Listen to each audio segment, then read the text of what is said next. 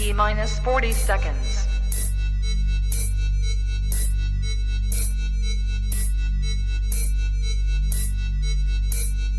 T minus 30 seconds.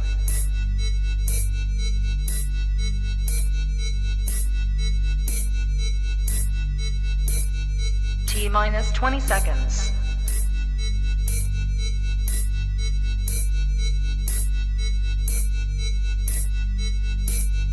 Ten, 9, 8, 7, 6, 5, 4, 3, 2, 1, 0.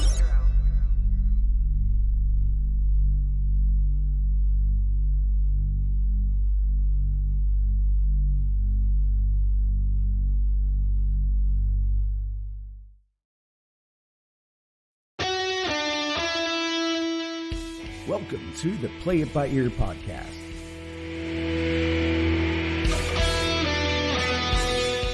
The podcast where the topics may vary because, hey, we play it by ear.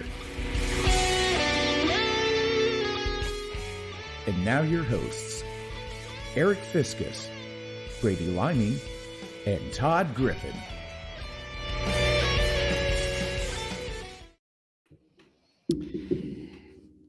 Episode 131 of the Play It By Ear podcast. I am the MC of Tomfoolery, along with the Todd Father of Swole and DJ Lime Dog. Yeah. Wiggy, wiggy, wiggy, wiggy, wiggy, wiggy. Are you happy, Eric, that we took advantage of the... I am. I was Yes. waiting. It took 2 weeks. 2 weeks.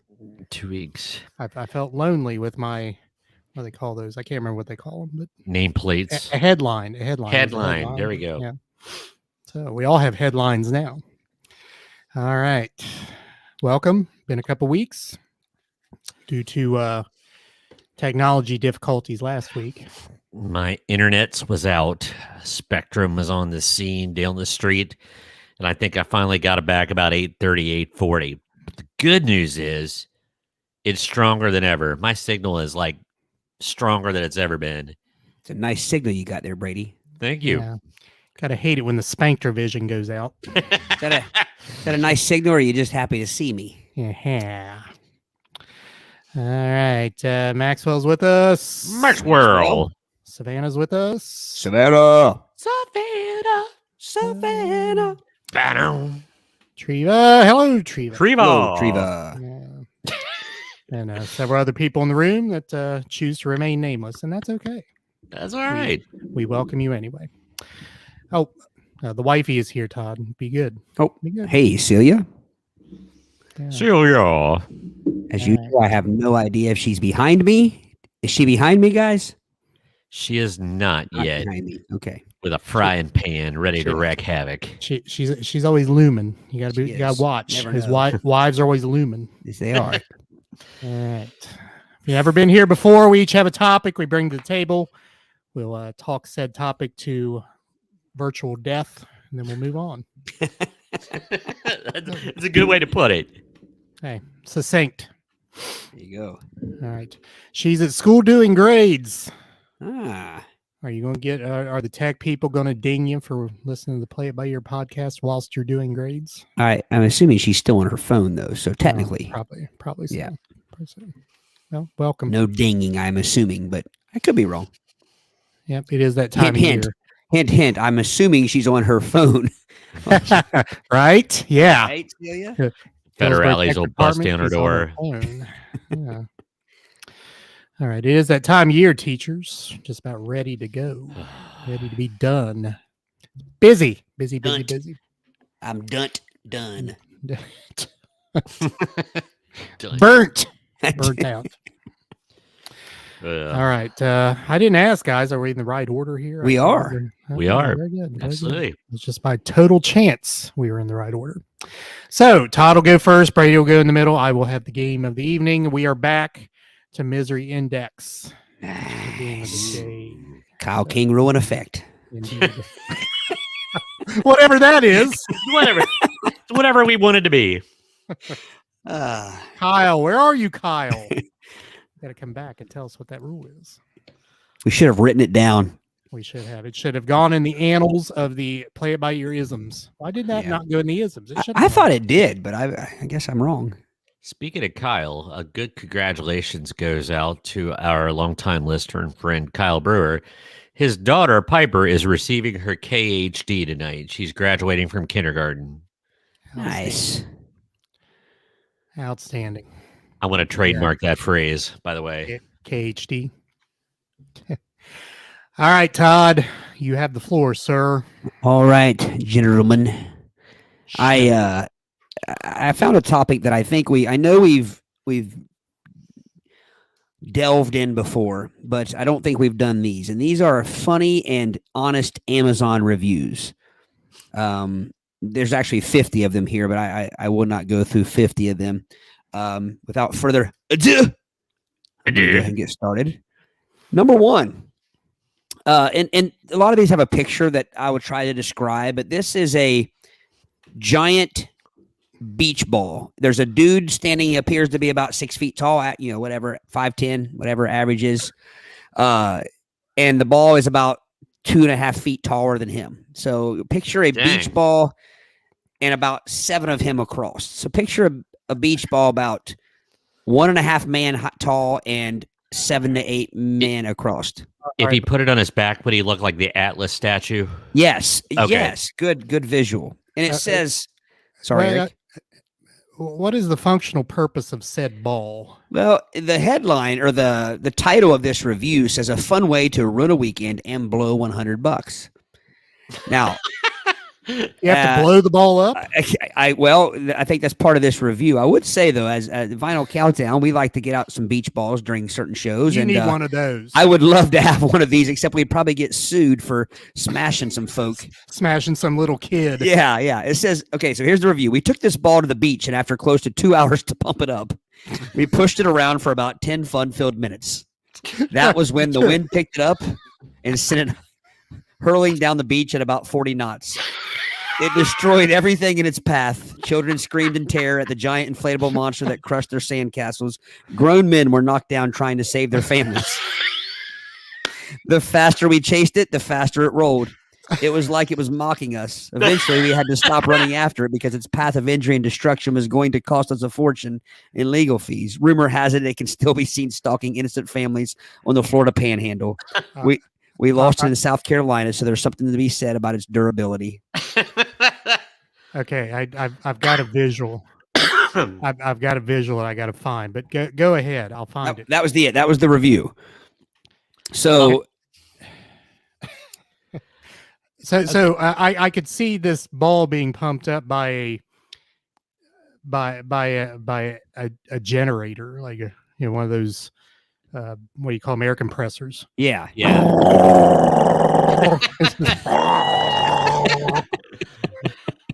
Eric, if you ever lose your job, you could be a professional impersonator of air compressors. that was pretty much right on, wasn't it? That was totally on accident. Well, but although I would think 2 hours, it sounds to me like it might have been a hand pump or maybe just one of those portable pumps like you keep in your trunk. We're a cadre of saxophone players. All right, moving on. All right, hold on. I got the visual. Okay. Now, let me share the proper screen here For those listening at home.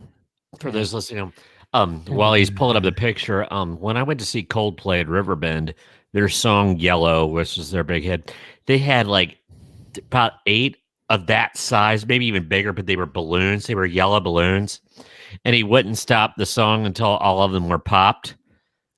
So I can imagine the havoc they would wreck.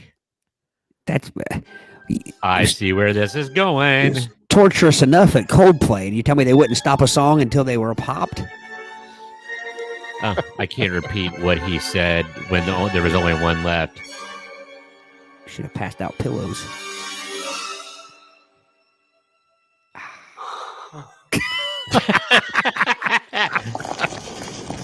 Oh, here we go. Those of you listening at home, this is a Raiders of the Lost Ark clip. It's from Raiders of the Lost Ark. Yeah, I guess this is more of a visual. That's true. Yeah, this is the scene where He's running through Indiana. the temple. Throw me the idol. Mr. Indianapolis Jones. No time to argue. Throw me the idol. I throw you the whip. And everybody knows the You know what? iconic scene. What is Adios, following senor. him? I want to rock. Oh my. Uh-oh. This is Grab when Cornstalk. the faux vine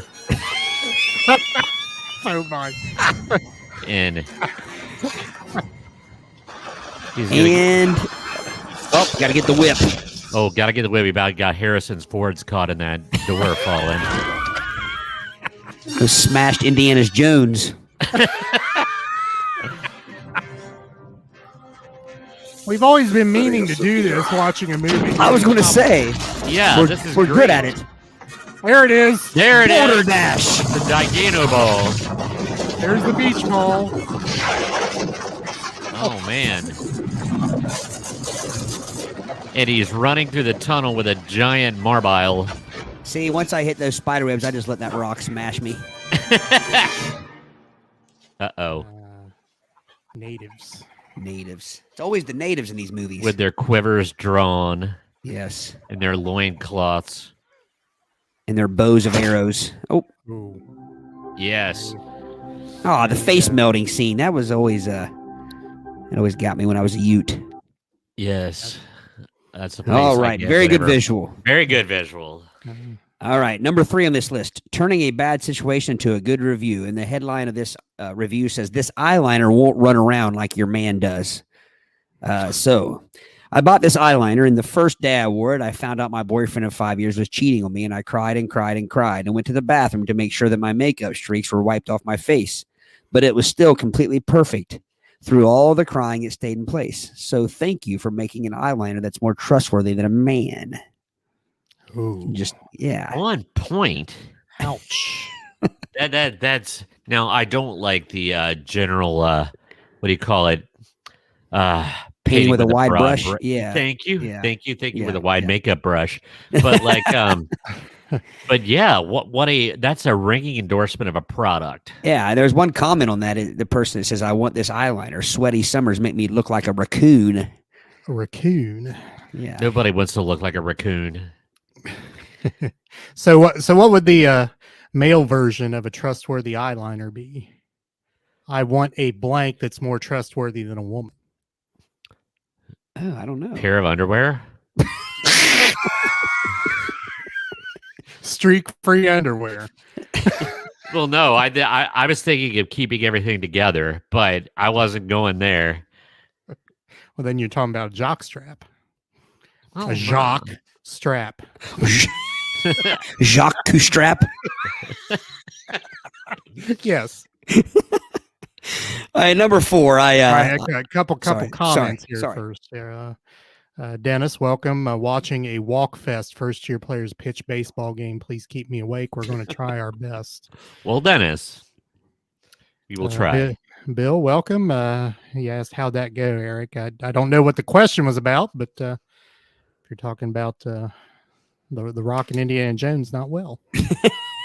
Well, he escaped. Well, I guess he did. Spoiler alert. Yeah, right. I don't know. I'm not sure if okay, I'll read it. Just saw this today on a teeth whitening system. This person says it works. My teeth are so white they've started taking other people's land.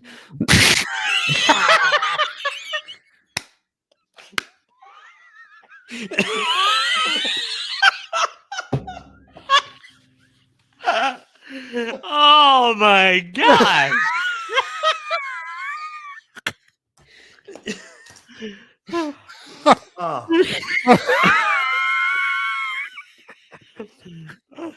Notice Aw. we are not offended by that.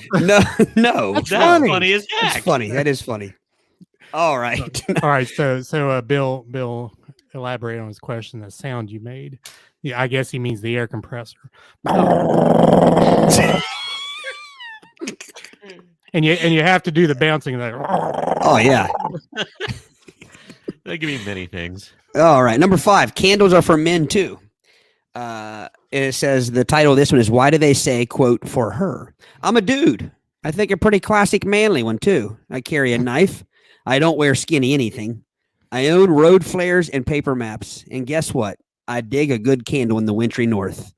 I don't. This sounds like something I would write. All right, Todd, I was going to say, Todd, what did you have to do before we went on the air? Light a candle. I had to go get my, yeah. Okay. All right. Well, this one is a barbershop scented candle. So I don't get why candles are almost exclusively marketed to women. What do you mean Valentine's Day gift for her? This was a gift from me to me, and me is a he, and he has a hairy chest upon which many a beer have been spilt. Seriously, when it's freezing cold and the sun is hibernating, there's nothing like a good warm glow that eliminates my natural odor of... And you could tell he didn't read ahead before he... Oh, play it by ear, man. I don't read ahead. All right. Seriously, when it's freezing cold and the sun is hibernating, there's nothing like a good warm glow that eliminates my natural odor of... You can't get through it. of fart and balls.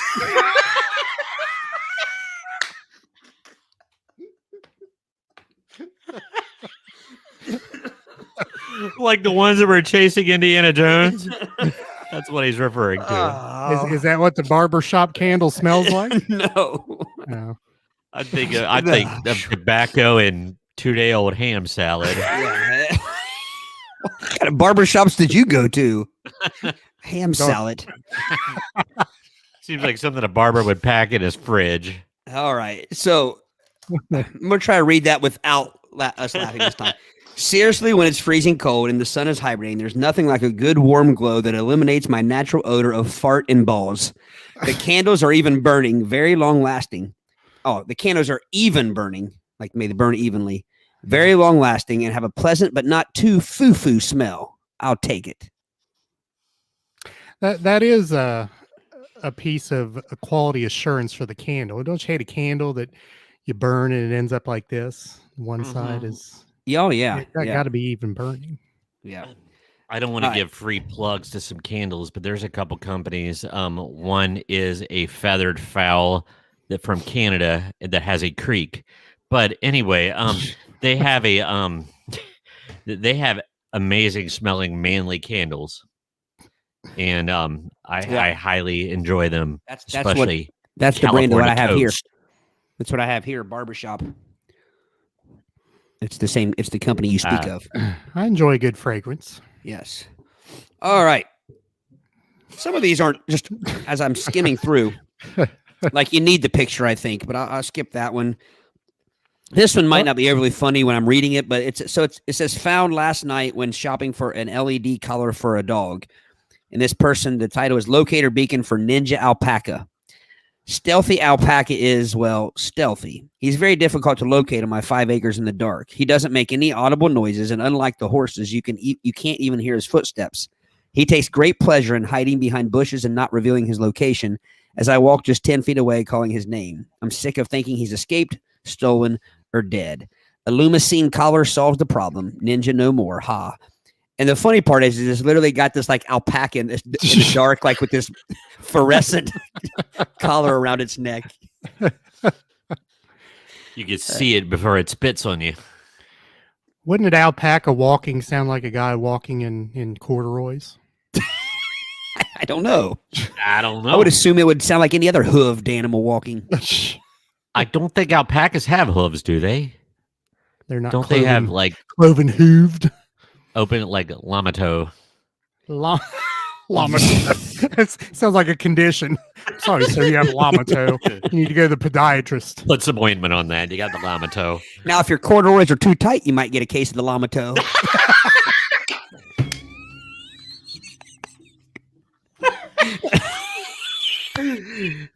If anybody's been here, how long? In 19 minutes? My diaphragm is aching from laughing. All right. This one is a mouse, not a computer mouse. A mouse. It says, my girlfriend and I were on the verge of breaking up because I would keep her awake at night with my constant mouse clicking. Not anymore. Consider this relationship saved. This mouse is so silent she will sometimes forget I'm even home and invite her lover over. He's a pretty cool guy. I don't think that one was quite serious at the end. You know. I would like to know how many marriage counselors or everything have had excessive mouse clicking. So this is a point of contention. So This is I a got review couple for- comments before you go. Oh, sorry. I believe Celia expelled a little bit of urine on the review of the teeth whitening system. I think that's when she put that comment up. And do we have a high school kid on here or a fourth grade? I think we do. Hello, sir. Continue. All right. Continue. So this is a review for a 50-pound bag of play sand. It's heavy. I sometimes receive documents in larger than your average letter size that are clearly labeled "Do not bend." My mailman seems to be either lazy or incompetent or both. And instead of leaving these documents on my doorstep or porch, because this will require getting out of the car, he bends and folds them, then stuffs them into my mailbox anyway. This often will crease important documents or photos. So whenever this happens, I log on to Amazon and order a 50-pound bag of play sand. While it doesn't decrease my documents, it makes me feel a lot better watching him deliver it. That is Bravo. stone Yes. cold. Oh, Quick one here. What can you say about scissors? This is a review about scissors. They're scissors. You put one blade on either side of something you wish to cut, squeeze the handles together, and it cuts. Super sharp, too. They cut almost as precisely as my father's comments about my career path. nice. All right.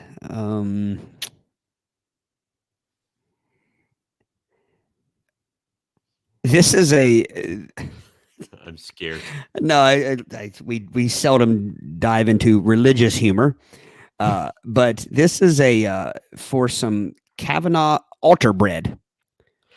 So like the wafers. The communion Yeah, wafers. yeah, and this person posted. You know how it has on Amazon and have questions and answers. The person asked, "Are these vegan?" And the answer says, "Certainly not. It contains the flesh of Jesus Christ." Oh man. I think there's like just smart ass people out there waiting to answer these Amazon questions. If you ever go to the Amazon question, there's always somebody. There's answers always it. that one person. Yeah. I think we would be those one people. Oh, that would be a cool job. Yeah. Man has existential crisis over gaffer's tape. Wow. Didn't know I could hate tape. I didn't wake up this morning and think I'm going to write a review about tape I bought on Amazon. But then again, I didn't think tape existed that doesn't stick. You probably need gaffer's tape and you're thinking, why is it so expensive? I don't know, but I can tell you exactly why this is so cheap. It doesn't stick. I don't understand. I want answers and it just does not stick. I'm giving it 5 stars for versatility because it taught me a lot. Number 1, my dad was wrong. There are bigger disappointments than me. 2, this tape doesn't stick. 3, you can have an existential crisis while using tape. 4, this tape doesn't stick. 5, my fiance's mom asked me why I don't believe in religion. I think this tape is the Lord's karma against me. 6, this tape does not stick. 7, I literally thought, wow, this tape could literally just be blown off. So I tried it. I thought I was crazy. Go watch the video. Apparently they have a video of them just blowing the tape off. Blowing tape off. 8, how does this tape not stick? It has a single job. If you buy this tape, use the money you saved and go see a therapist for why you hate yourself that much. Did I mention this tape doesn't stick? Nicely done.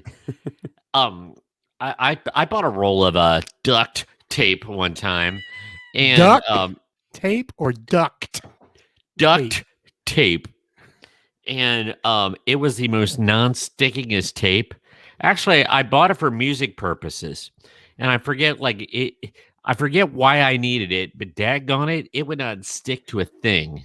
Well, usually duct tape, you put duct tape on something, there's remnants of the duct tape even when you pull it off. When you for put duct tape 37 years. Yep. Duct tape is like the scabies of hardware goods. Once that gets on, it never gets off. No. And so but like the duct tape, I kind of feel his pain because it was very frustrating. Yeah. Well, like you said, it's got one job. I mean, there's really nothing. There's not a more simple tool than the job requirement of tape. It's like a toothpick that doesn't pick teeth. Yes. All right. So this one, I'll show you the picture, but the company name is Passion Lubes. Oh my. 55 gallons? And it's a Is that what it 55 said? gallon Drum. jug. This Mr. Sean McLemore in September of 2013 writes, almost too effective. As UPS discreetly unloaded my 55-gallon drum, the driver accidentally spilled it into my driveway. Any amount of cars can now fit into the garage. Hey, as soon as you said this about the 55-gallon drums, I was watching The Thing, the original one with Kurt Russell, you know, the classic 80s horror film. Yeah. And in the director's cut with commentary, yeah, I'm that kind of a nerd, but they were talking about like they needed to make the like the goo, you know, like the bloody mess, and they had to buy like 55-gallon drums of Kentucky jelly. And when they were delivering it, like they said, who on earth needs this? But they thought it was like they legit thought that it was like a medical site of some kind. Yeah. But no, it's like it's for special effects. So apparently that, because I was wondering if that was a false. Now, granted, maybe the review is, but I mean, I didn't. I was Is kinda there thinking actually a listing on Amazon where you can buy a 55? I don't know. Like I said, this is pretty dated. It's 2013, so And why would looks it be packaged that way? it looks legit. Maybe that's just in a jug, a 55-gallon jug. 55 gallons. That's a drum. That's Yeah, like that's what the picture's of. It's a drum, just like you Wow. would get like racing fuel or something in. Yeah. But okay, so I'm assuming that a certain industry may need that much of that product. Special effects industry. Right. I just said that. There's Yeah, see, special- he said that they ordered it in 55-gallon drums. I mean, there are special effects involved in this particular industry I'm referring to. But yeah. Number 15, a graphing calculator, and I can relate to this one. It says there's a question: what does it smell like? And the answer: it smells like the tears of an English major trying to complete a math class.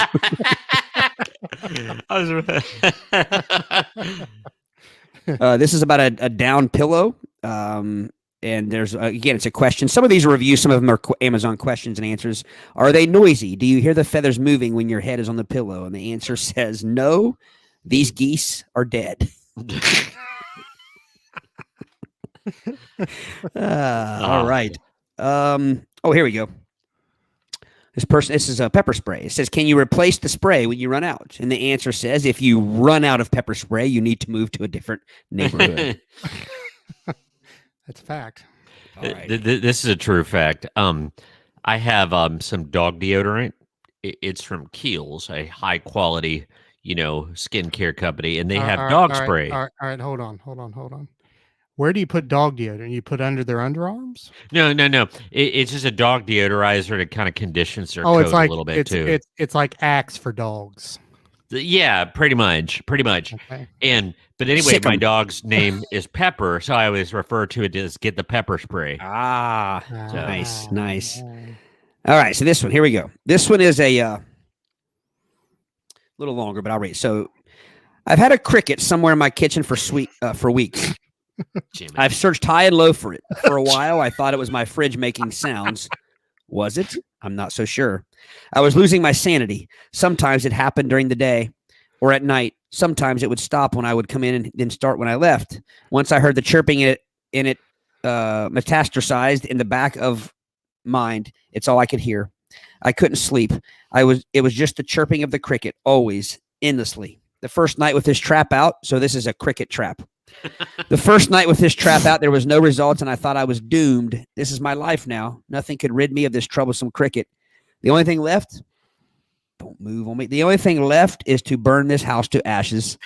Then on the second night, I'm sitting at home, and what do I hear? Nothing. Nothing at all. Beautiful, blissful silence. I dug out the trap, and what do I find? The one singular cricket. Nice sound effect. Thank you. He looked at me as if to say, "Father, is it over?" And I softly replied, Thank you. he looked at me as if to say, "Father, is it over?" And I softly replied, Are you recording us and replaying it? Yeah, that was really weird.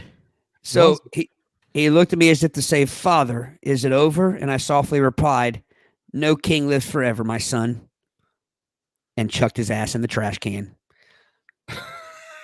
Is melodramatic to say a $5 insect trap changed my life? I'm not sure, but it did.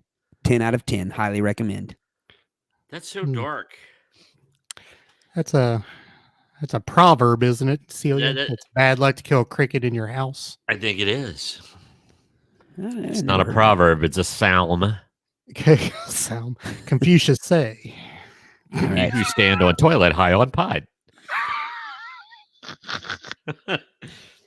I thought you were going to say the one about the cash register. So.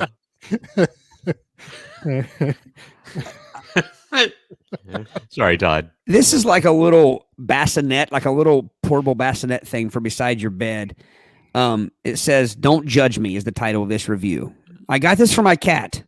When my fiance and I moved in together, Pumpkin was less than thrilled to have a person on his side of the bed every night. He kept us up, not knowing where he was supposed to be, refusing to sleep at the end of the bed, walking and crying all over us, only sleeping for an hour or two at a time. He's a senior cat and set in his ways with a lot of dog-like tendencies and a personality you can't ignore. So when I started searching co-sleeping with pets, all I could find was info on the bassinets and little beds for babies you put in the bed. Bassinet jumped out immediately. I tried to avoid it in fear of the crazy cat lady remarks I was sure would come. Considered building something myself or finding another way, but this was going to finally allow us sleep we all desperately needed. Is this how new mothers feel all the time? ? I did quite a bit of research, making sure the weight would be appropriate for my extra large cat. He's 20 pounds.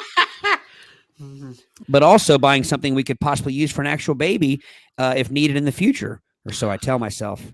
Nevertheless, it took a little bit of coaxing with treats, his favorite blanket for biscuit making, and the promise of being next to me. And he sleeps all the way through the night in his bassinet, and I honestly couldn't be happier with this product. It's a little larger than I expected, and the directions on assembly weren't Please the tell best. me they're not talking about the biscuits. But I got it together in about 20 minutes. It can easily wheel it into the closet so people don't know I have a bassinet for my cat. Anyways, buy it for your baby or your cat or whatever. It's perfect. Biscuit making is pretty important. Back there. I have no words for that. I'm hung up on a blanket for biscuit making. What is that a Betty Crocker, or is is that it a euphemism for Commerce? something? No, when cats do, that's what it's called. Oh, they're kneading. making biscuits. Yeah, Oh. never heard that term before. Making biscuits. No. Whenever, like on Bluey, when they say biscuits, that's an Australian term for dog feces. So I just thought it was like making biscuits was a reference to conducting commerce. That's bacon brownies. Yeah, true. All right, here's a beanbag review. It's a trap. Not only does this beanbag completely consume you and keep you stuck in comfortable bliss all day, but there was another consequence we encountered. This beanbag traps farts. My husband sits here farting for hours. And the farts are absorbed into the beanbag, and you don't smell them again until you later sit down in the beanbag and the fumes are released.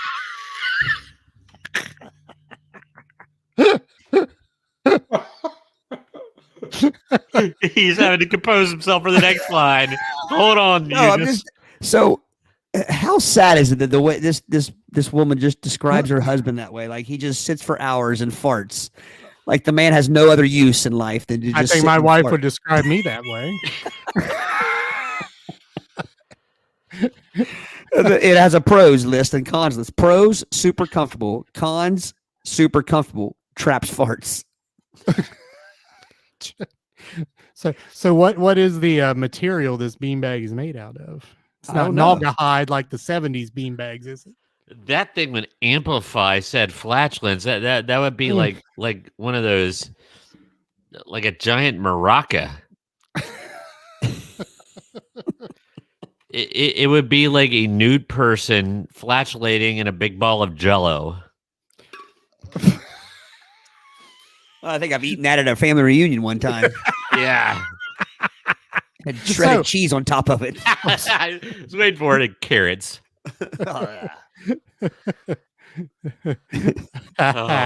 Dennis, I see what you did there. Nicely Ah, played, it is. Dennis. It is a bean bag. Yes. Oh, man. All right. So Todd, did go off just on a little tangent here. You sent us a picture of a delicacy that you encountered. Yeah, I wouldn't eat it. Here's why. Well, I probably would have tried it because I do like orange flavored confectionery. And this, what he's talking about is I sent him, we were at a Mother's Day get together the other day, and somebody had made a bowl of whipped orange fluff stuff. Fluff. And it did not have shredded cheese or anything in that like that in it, but it did have marshmallows. And I'm not a big I like marshmallow flavor, like marshmallow cream and things like that, but I'm not a big marshmallow in dessert fan, if that makes sense. So I didn't try it. But I didn't see any cuties in there, Eric, like you said, like Lenny. Well, see, I thought I saw some hiding in there, but see now things like that too. And here's where they get you. Sometimes you got college cheese hiding in some of those things. Oh, made me vomit. This Damn didn't it. have college cheese in it. Ugh. It's like a pus capsule Ugh. in a Jello salad. Ugh. Ugh. Yeah. So this is about a dog probiotic. Says it completely cured my boy's stinkiness. I'd like to knock off a star because when I first ordered it arrived with only 73 treats, not 120. Yes, I always count things. But I was quickly sent another container. My boy Kiba is a small breed dog and as old as Jesus. You knew he was in the room simply by his smell. A combination of death and ass. He's on a good grain-free dog food, but my dad feeds him table scraps and refuses to stop. Upon some research, I found a lot of other dogs smelled like warm garbage and probiotics helped. So I decided to give it a shot, and thank God I did. My boy no longer smells. I can pet him without throwing up my mouth. His breath still stinks, but it's not wafting off him anymore like radiation at Chernobyl. Definitely going to continue buying this. Oh, warm garbage. What was it? Death and ass? Is that what that said? Yes. Wait, it's funny. I was mentioning the pepper spray earlier. I had to spray it on her before I came on air because when she was outside playing frisbee, I think she rolled in some fresh rabbit droppings or something or some deer. Anyway, it was on her back. So I had to give her a miniature white bag and spray that stuff down because she the probiotic wouldn't help this problem, but it was, yeah. Okay, wait, what do rabbit droppings smell like? I think they would smell very Carrots green. and butt. Hops. I see what you did. there. Nice. All right. Welcome to Mangy Movies. Mangy.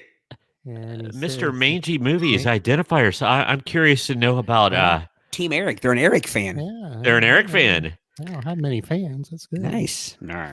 John Esper with us. Hey, John. Hello, Saying John. hello to everyone in the chat. Very nice of you, John. Good evening. All right. This is about a Roomba. Aruba. Very disappointed. Rest in peace, Bob, the Roomba. Very disappointing. We named ours Bob, and let me tell you, he wasn't the hardworking man I was hoping for. Bob spent most of his employment driving from one random side of the house to the other like a junkie looking for his next fix. His actual cleaning was minimal at best, and he couldn't find his docking station to save his life. In the week I had Bob, he never finished a cleaning cycle. One day while at work, the app texted me to say Bob needed my assistance because he was stuck on a cliff. Worried for Bob's safety, I came home to find him passed out in the middle of the dining room rug. That night, the family said goodbye to Bob once and for all. Yeah. Do you guys have a vacuum like that? I do. We have one for the Mi- basement. Mine is named Clint Eastwood. You talk- Yeah. So, is it just me or is that struggle real? I mean, mine can't find its docking station. It'll say battery low, returning to station, and it'll go around the room for 15 minutes looking for the docking station, and finally have to pick it up and take it to the docking station. It's Union Break. That's what it is. Union Break. Now, what's really funny, see, I got a 2-in-1. Clint does two things. He's a vacuum, but you could also put the mop. It's like it's got the mop pad on it, and you put the cleaning fluid in it. But what's funny, where you said Roomba, it looks like it's doing the Roomba because when it's mopping, it's like doing this thing, and it's hilarious to watch. See, now I thought about buying one of those like that, but I've heard if you try to do two things, you don't do either thing well. Is that true? Oh yeah.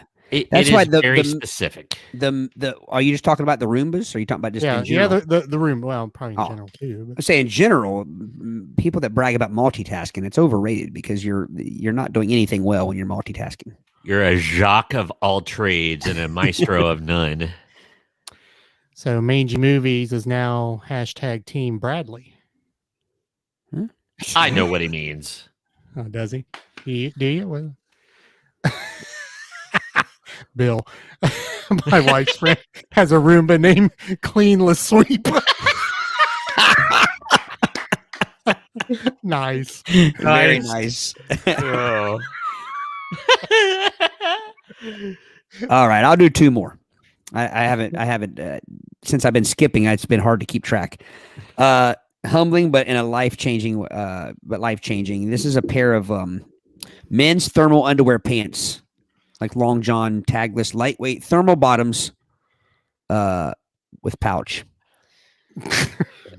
First off, my assumption was that this was meant to fit an average man, and now I realize that I'm far below average in terms of man terms. That didn't go where I thought it was going to go. I know. I thought this was going a different direction. But it's okay because I've learned to transcend traditional measures of masculinity. It turns out that if you try hard enough, you can fart with enough force and volume to turn the front pocket into a balloon. And if that doesn't make me the best, I don't know what does.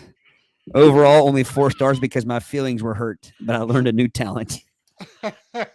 He's like a Macy's balloon, you know. Oh my gosh. I've often heard jokes about like those thermal underwear that they're so tight around the ankles. Like if somebody flatulates, it all migrates down there and it looks like they've got circulation issues and it collects around the ankles. Wow. That was a raucous topic. Were you going to do one more? I'll do another. I'll do a very simple question answer thing again. This person says this is about a computer chair, like a gamer chair. Yeah. And the question says, why does it smell and when does it go away? And the answer, someone says, mine has no smell whatsoever. Maybe you should wash your ass. Succinct. Oh, man, that's pretty direct. I know what they mean. They mean that off gassing that you buy. Some products have. Yeah. True. All right. Now I'm going to the website because I want to look up to see if the Kyle King rule. in. I need to. While he's looking up the Kyle King rule, I'll point to our website, www.playitbyearpodcast.com. Just trying to use my best game show voice.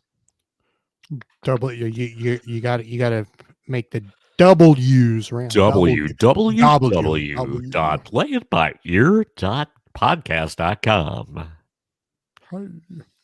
All right. I'm not finding it, but visit the website. This. All right, Mangy Movies. Did you guys hear about the boss who was murdered by? You might want to proofread. You might want to proofread. You might want to proofread this one. I was gonna say, yeah. For our new listeners, we try to keep it TV 14. That would cause some angst, I believe. in our day jobs. We keep it organic. If that doesn't show you that we keep it organic, No, that's true. All right. Yeah, visit the website, as Brady said. was it not on there? Was the Kyle King rule not in effect? Or not on there? I've got to go back and do. I think the website updated itself, like the oh, what do you call it? The version of the website build updated itself, and now it doesn't look right. So I've got to go back in and go back to the previous version. Gotcha. And thank you, John. See, usually he said he complimented me on my nice 70s DJ voice. So I need to punctuate that with a, and now you can win a 76 Are we Pinto. talking about Dennis Johnson, Boston Celtic great? Now, when you do a 70s DJ voice, you have to put your hand over your ear like that. Hey. All right. So are you gentlemen ready? All right, so we got I think we got. what we got going on here. What? We what? have- Are we playing matchmakers here? No, I think we have bots. Oh, is that what Something we have? tells me Victoria Newland is not Might real. not be a real person. Yeah, John is a super fan of Vinyl Countdown and a super nice guy. So don't click on this Victoria Newland, whatever this is. She is probably PHISING fishing. Yeah, she looks plastic. Yeah. And if she is a real person, we apologize, Victoria. Wouldn't that be terrible? I don't think this John Barney's a real guy at all. Oh man. Beware, John Esper. Yes, John Esper, be careful. Okay.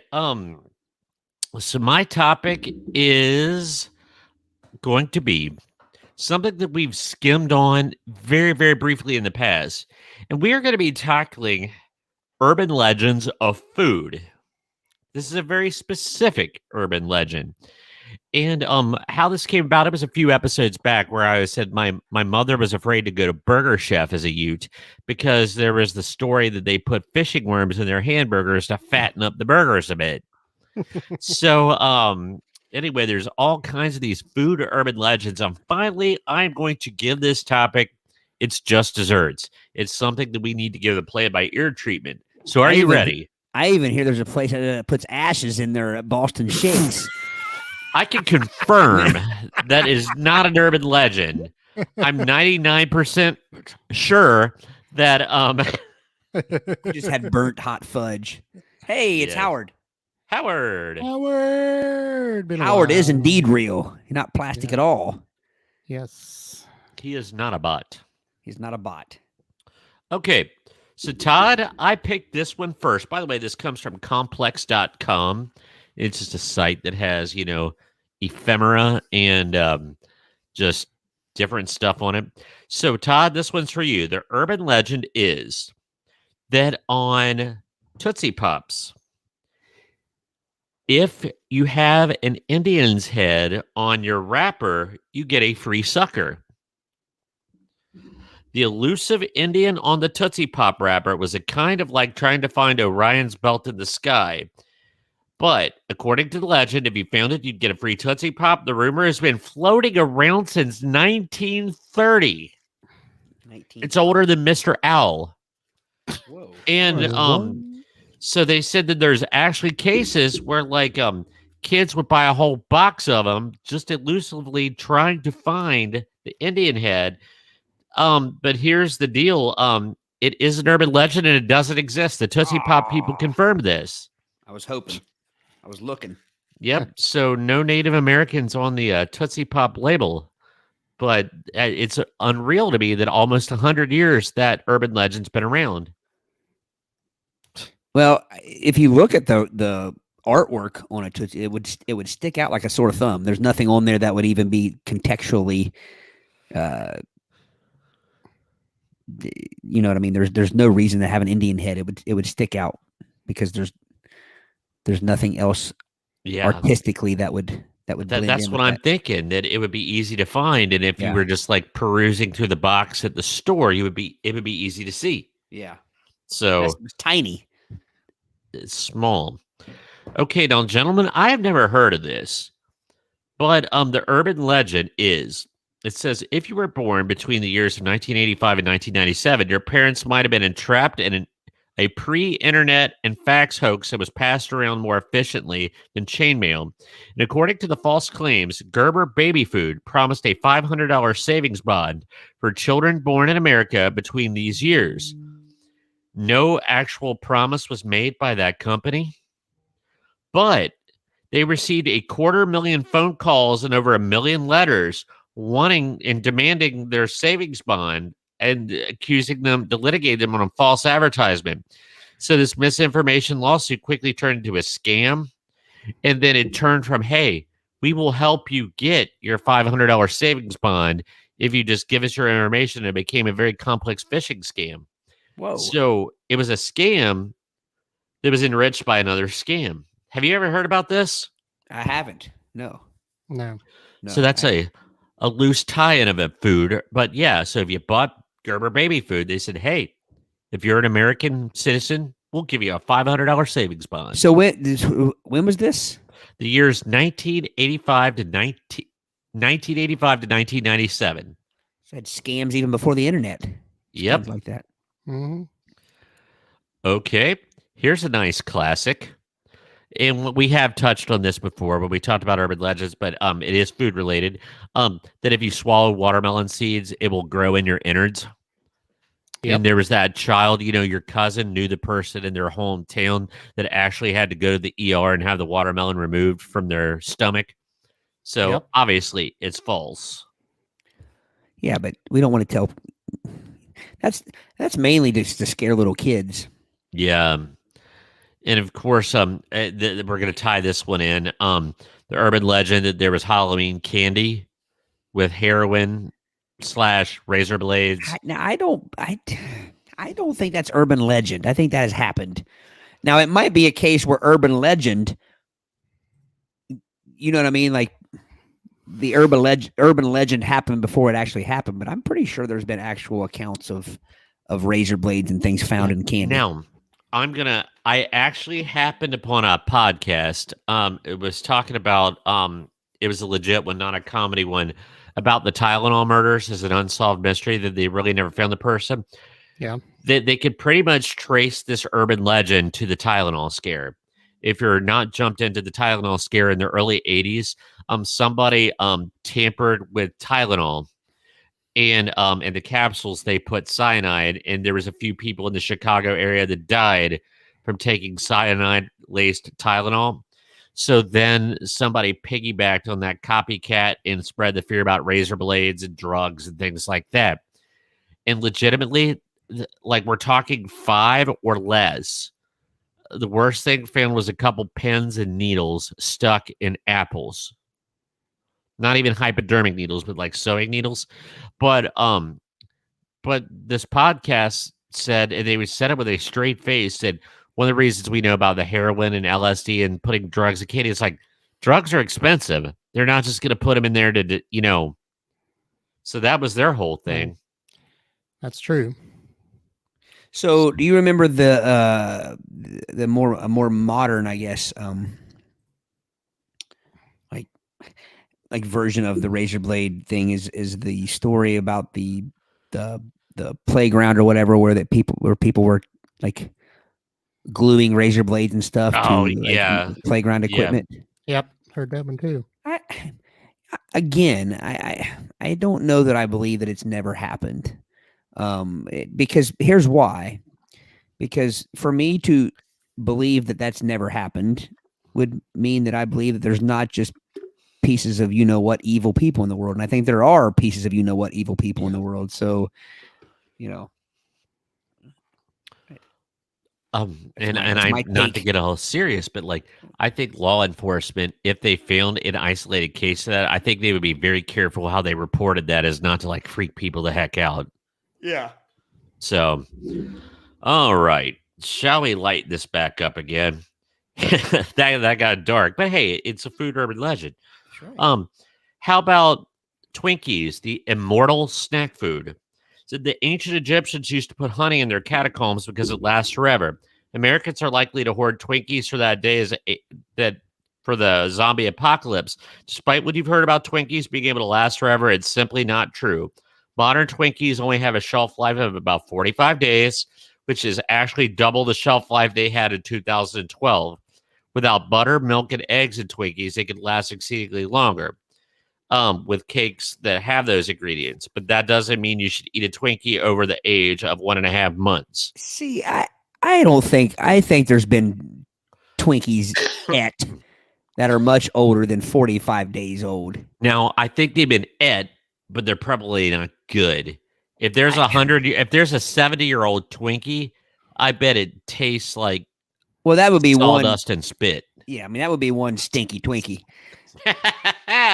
But Yes, I think there's probably been people have Twinkies in their cupboard for longer than 45 days and eat them, and they'd be just fine. They taste just fine. I could see them getting a little rubbery, a little stale, maybe the creme is absorbed a bit into the cake, and so that you don't get quite the flow of creme. The creme-tasticness. Yeah, Creme. Okay, I've never heard this one. Urban legend highlight: the KFC's chickens they're mutant chickens. That they've been shot up with big steroids. There's actually no chicken in their food. Instead, it's a mutant chicken textured organism that's kept alive with tubes. They don't have beaks or feathers. It's just an organic flesh ball that was grown in a lab. I find it funny that you started out, you said KFC's chickens. Like they just have chickens. Like they have a chicken pen out in the back, out behind KFC. I don't know, Brady. Do you believe that? Have these all been proved? This one was proved so wrong. It's ridiculous because, but they said it's just amazing because that rumor persists. Do you think it's from the same people that just knock any fast food as being? Probably. You know what I mean? There's trolls everywhere. Yeah. Okay. I'm going to switch sites. Hang on. Eric does have a couple comments there if you wanted to take a breather. I do. Yeah. Let's see. We've got Howard. I've heard the legend of the Gerber savings bond. It was so scamming. And then he says the razor blade and Halloween candy was myth back when I was a kid in the 60s. And then goes on to say razor blades figure in as a myth tied to the actual criminal group known as a Peaky Blinders. The inspiration for the Netflix series. Well, Howard is always full of information. We have missed Howard. We have missed Howard. This is why Howard is such an amazing earbud. He comes through. So now Mr. Sigler has given us a link. So let me see if I can. Can you click it? Click it. Click it. Drink Make sure that Mr. Sigler is not pranking us. If you look at the headline, it says 43-year-old Twinkie, Maine school. Todd, I've clicked on headlines that you sent me only to be taken to a large man. No, Bill's legit. Okay. Has not been taken to that same large man.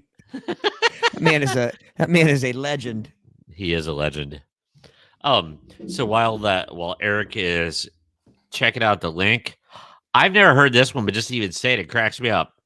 Flesh-eating bananas from Costa Rica. Back in the dark ages of the internet, circa 1999, an email from the so-called Mannheim Research Institute warned of imported Costa Rican bananas that were infected with a bacteria called necrotizing fasciitis. This is a grisly flesh-eating disease that essentially eats away at the body's soft tissue and apparently has grafted to the banana peels, and 15,000 Americans were expected to become infected with this Costa Rica banana menace. Ew. False. Yeah. False? It is false. Very false. All right. Like my nanners. We have video here. Okay. We've never done this before. I'm nervous. Yes. Nervous. A large man hopefully will not pop up on your screen. I get nervous every time he does that. Nervous. Coming inside. I'm not very confident. All right. 43-year-old. What is that on the right? It's a 43-year-old Twinkie. That's the twink, man. The Twink. That's That the looks stink like the twink. stink. Yeah. I don't know. Like a barnacle. If It's not- it'll play, it's just going to spin. Spin it. Spin it. Well, Spin. Spin. You let me- spin me right. You could read round. it. You want to read it? It says a science experiment. Okay, yeah, I was going to read it. go ahead. Science experiment on a Twinkie in Maine has lasted 43 years and counting. A teacher at the George Stevens Academy bought the snack cake in 1976 as part of a discussion about food preservatives, and it's sat undisturbed at the school ever since. The Twinkie is generally the same size and shape, but has turned from gold to gray, and it's Much like your hosts. Reminds me of that thing that SJ ate at Louisville that night, Brady. Or Oh, that gray sausage. Oh, it was Yes. horrible. has gone from gold to gray, and its texture has gotten a bit rough. A spokesman for Hostess said the modern day Twinkie has a shelf life of 65 days. yeah, that makes more sense. See, I would eat a 65-day-old. You can't read and believe everything you read on the internet. So I'm going by a list here. Yes, but that's the spokesperson from Hostess, man. Says That is- 65 days. Yep. Hostess I no will- longer exists. They don't. It doesn't. So do Twinkies? I know that Twinkies left for a while, but did they bring Well, back? they're now made by Dolly's Madison, I believe. Oh, really? not They still- petite Deborah. Are they still No. called Twinkies? They are still called Twinkies. Yes. And they still have Twinkie the Kid. They've kept the cartoon characters, not to be confused with King Don. Or King Dong? King Duck. Yeah. What's up with that? I think we've talked about that before. Yeah, the evolution from the Ding Dong to the King Don. Wait a minute. Ding, Ding Dong. Dong King Dong. to King Was there- Dong, which was even worse, to King Don to sanitize it. And then they said, let's just drop the pretense and take it back to Ding Dong. So, anyway, The King. Look it up. Dong. Who would have ever thought that King Dong was a good idea? I mean, seriously, how did that the get past large man in the picture. the board meeting? So, now this one is going to cause you to maybe create a little throw up. Tapeworm in Welch's jelly. Back in September of 2018, a Facebook user named Courtney Sassenach claimed to find a tapeworm inside a Welch's fruit snack. Welch's responded to the viral post, explaining that the tapeworm was like nothing more than an excess product drizzled on the exterior. She went to her local doctor's lab and had the snack tested, and they deduced that it was indeed a dehydrated tapeworm. She also allegedly sent the snack to Welch's for inspection as per request. However, Welch's parent company stated that they never received the snack, nor did they receive documentation proving it. This claim is unproven. Ah. All right. I don't mean to cut into this particular discussion, but we got to go back to the Ding Dong here. This is a much deeper conflict than I even knew. Okay, so Back to the Ding Dong, folks. back to the Ding Dong. The Ding Dong chocolate cake produced and distributed. I guess Hostess Brands was bought by another company, so it still exists. So as previously known, it was marketed in Canada under the name King Don's. In some U.S. markets, it was previously known as Big Wheels. With the exception of a brief period in 2013, the Ding Dong has been produced continuously since 1967. So the naming of this said snack cake, there were Big Wheels on the East Coast. There were also Ring Dings made by a group called Drake's Cakes. The names were consolidated in 1987 to a short-lived merger of Drake's with the Hostess parent company and briefly resolved the Ring Ding Ding Dong conflict. So, okay, go ahead. So Hostess, when the merged company broke up, Hostess was once again forced to cease using the Ding Dong's name in areas where Ring Dings were available. The compromise sound-alike name King Don's lasted until Interstate Bakeries Corporation, which had recently merged with Hostess parent company, bought My head Drake's hurt. in Wow. 1998. The Hostess products was then sold under the name Ding Dongs throughout the United States, although it was still sold as King Don's in Canada. So they were never King Dongs. They were never King Dogs. No, that was Were they? And were they? Did you say they were Big Dons at one time? they were ring dings. Well, no, they were Ring dings and they, ding they were dong. ring dings, which forced Hostess to not be able to use the Ding Dong name because it was too similar to Ring Ding. So that's when they went to King Don until they merged with Drake's. Then they brought back Ding Dong, and then Why didn't they just change some vowel sounds? Why didn't they call them the Rung Dungs? I don't know. So one of them had big in the title, right? Was that the big ring, big Big Wheel. big wheel? Yeah. The King Don or the Ding Dong was previously known in some U.S. markets as Big Wheels. Gotcha.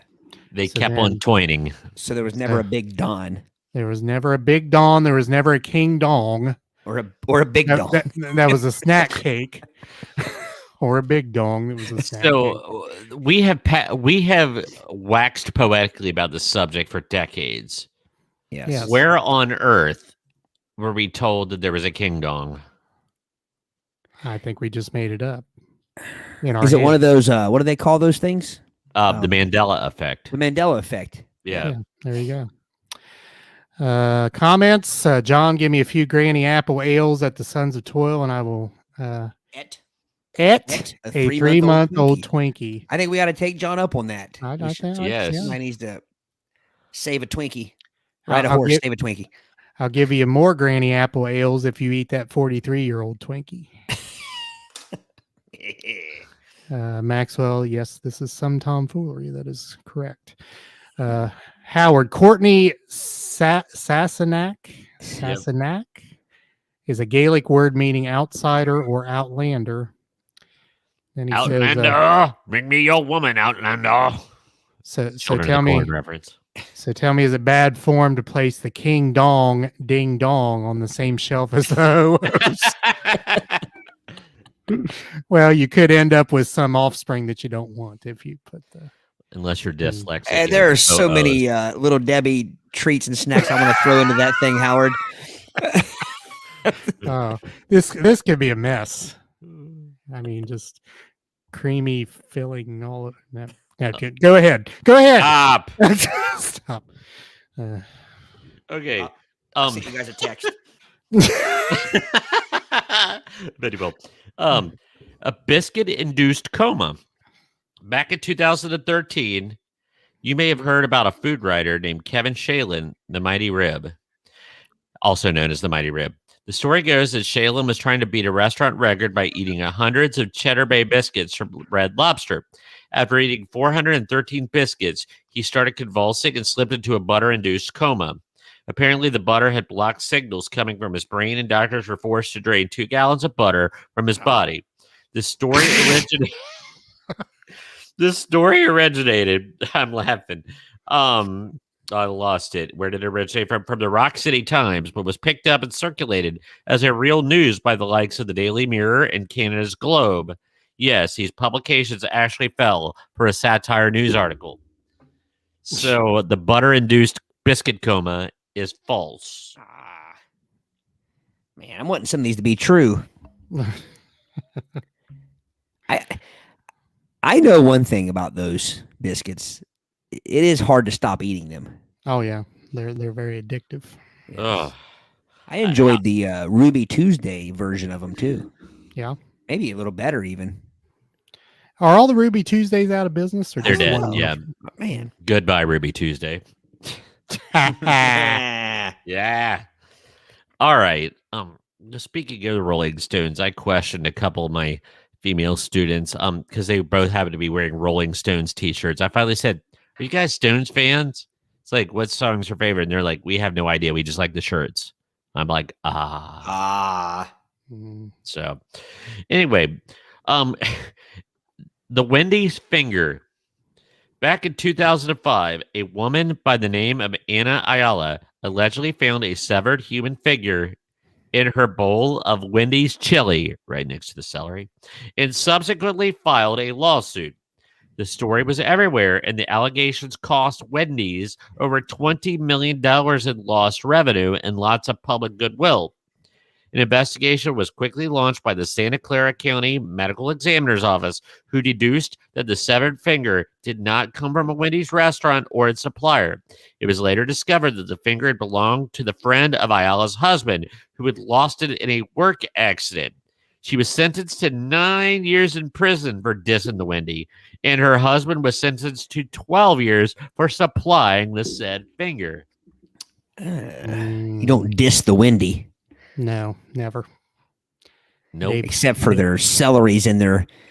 Dave Thomas go I'm medieval gonna diss. on your I'm gonna diss the Wendy right now, though. The celeries in their chili, and what's with getting rid of the grilled chicken sandwich. grilled chicken sandwich? That's asinine. Or the Italian or the mozzarella chicken sandwich, aka chicken parmesan sandwich, which was glorious. Are you talking about the one with the cheese, like the cheese disc on top of it, like the Yes, fried? in the marinara. Yeah. Only thing is, Marin. I literally felt my heart flip flopping after eating that thing. Oh my though. gosh! Yeah, I But- need a cardiologist. Yeah, but the grilled chicken sandwich was good, and it was decently healthy as far as fast food goes.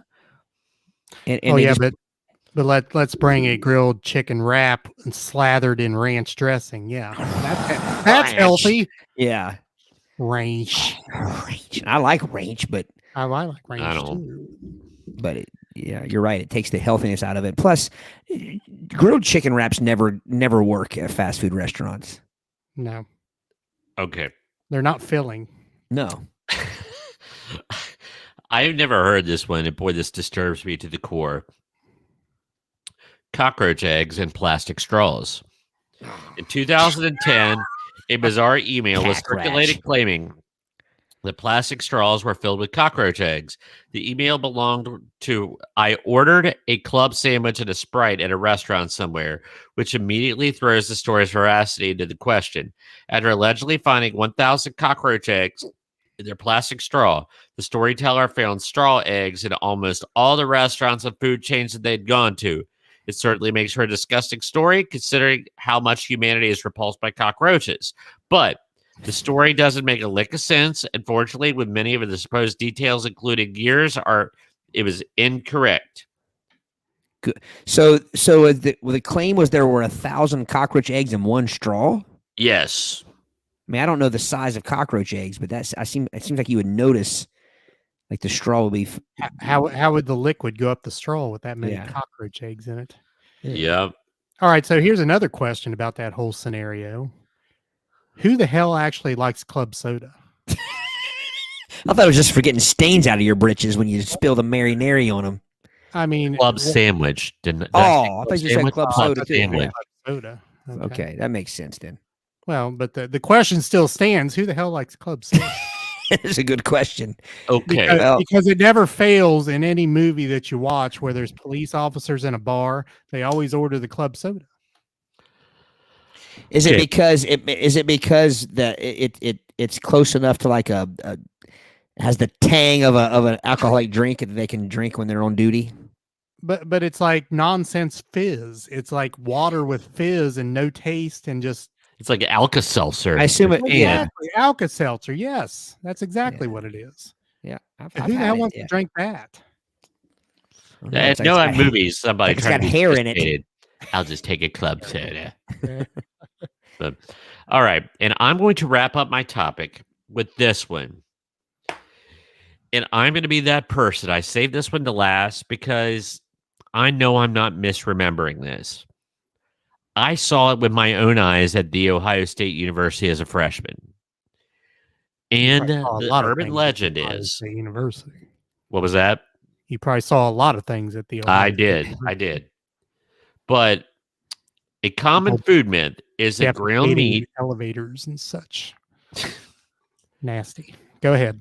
Yeah, there was some craziness, but a common food myth is that the ground meat used by Taco Bell or other mass purveyors, including school cafeterias and college cafeterias, is labeled grade D but edible.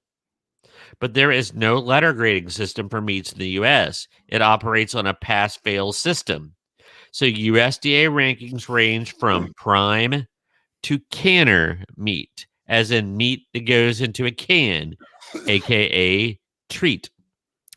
Would you canner? There's no, but anyway, the canner meat is just that it's 88% beef, with the rest being additives and preservatives, Entrails. lips and anus. But like, guys, The potted variety.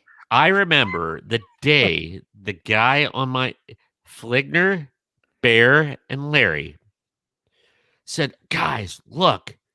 And in the cafeteria, there was a box that said grade D, but edible. Now, after reading this story, maybe they pranked us, but I saw it. Is this also the Mandela effect or whatever? No, I physically saw it. Which the fact that they let us, like, look, I've never thought about this until I saw this, but I bet they planted that box. I saw it with my own eyes. But what would be the purpose of the plant? To make us think that we were eating, they were feces stirrers and merry pranksters. So I think it was just to mess with us. Or the cafeteria got their various meats and cheeses from other countries. Yes. Where would they get a box that said grade D meat or whatever? I mean, think about it. If you're not up close to it, you get spray paint stencils. Oh yeah, yeah.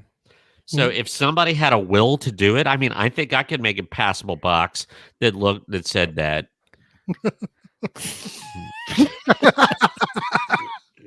So anyway,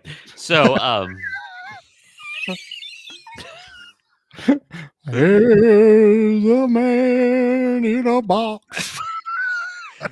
Buried in my great edible meat. Won't you come and feed me? Feed me, Simo. Oh man, is it just me or has this episode been classic tomfoolery? It's up there. All right. Celia asks, "Who can hang a name on you?" I don't know what the question is in reference to. Don't either. That sounds deep. That is deep.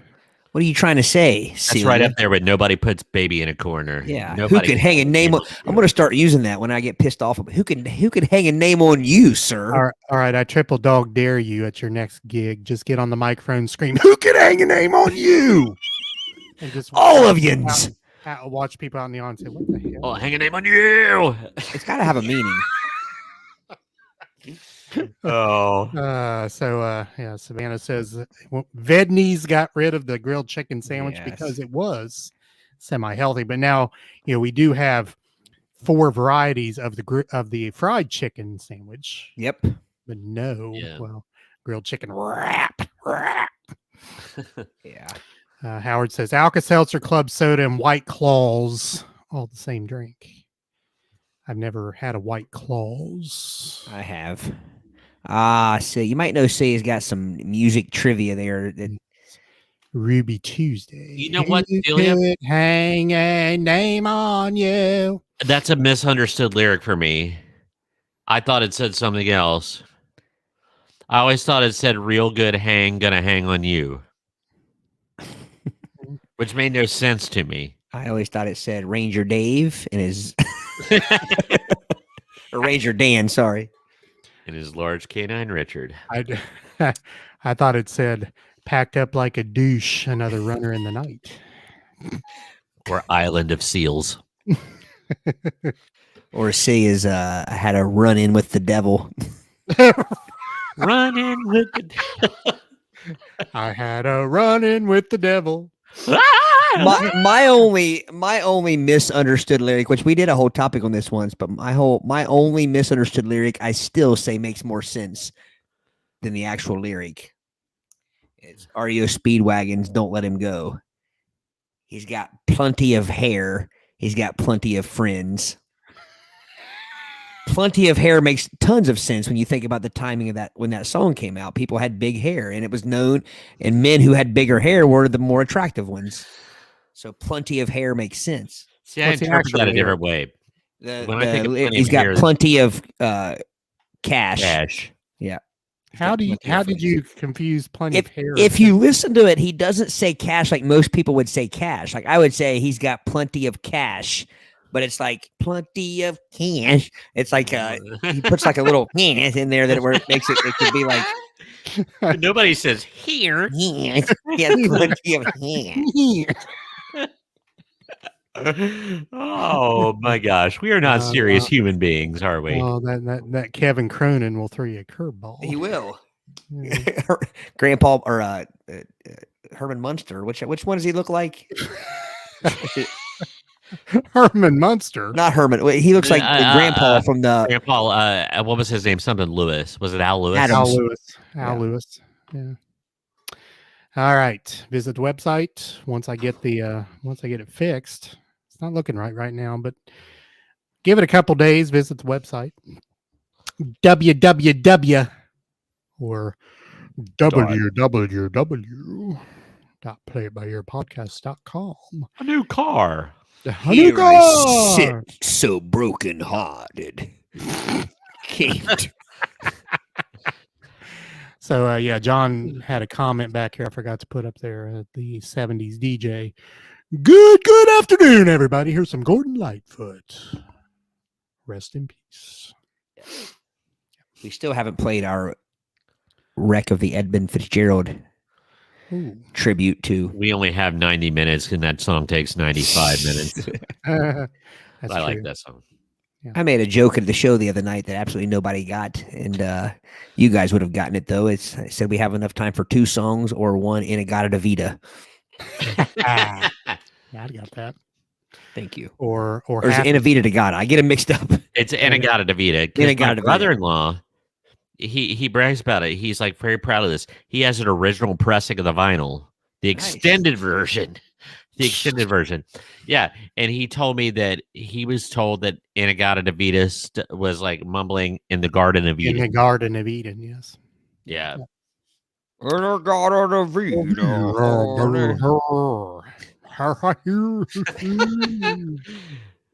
Oh. that you could have plopped that song down in 1994 and it would have shot to the top of the charts along Oh with yeah, it was definitely pickle mouthed. yeah. I've never heard that term, pickle mouth. Pickle throated? Yeah. Pickle-throated, Yeah.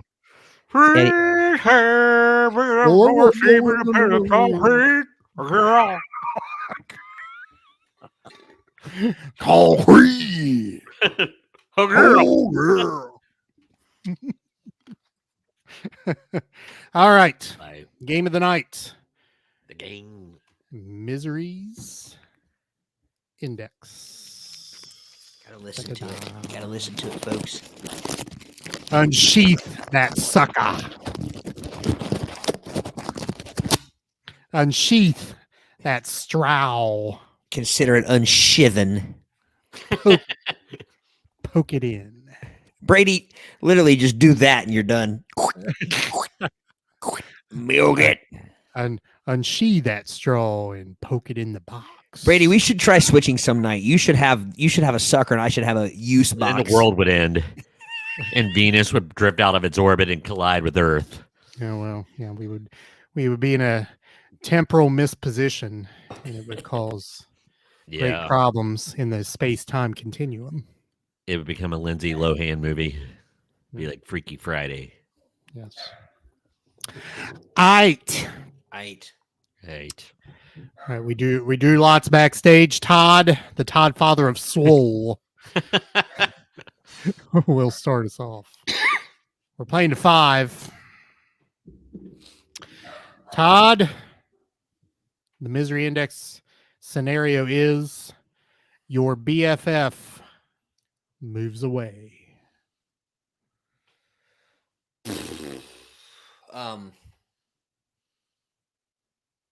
I think this would be a lot higher pre-internet cell phone, smartphone technology.